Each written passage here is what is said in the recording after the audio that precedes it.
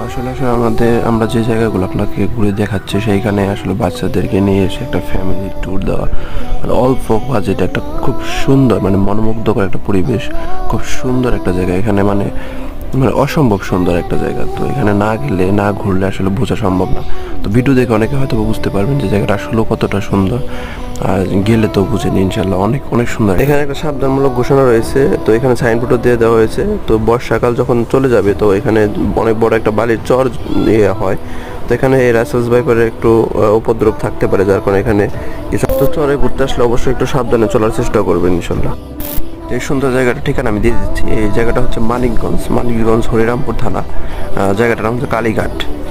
তো এই কালীঘাট এখানে আপনার ঢাকা থেকে আসতে সম্ভবত 2 থেকে 3 ঘন্টা বা সর্বোচ্চ 4 ঘন্টার মতো লাগবে সময়।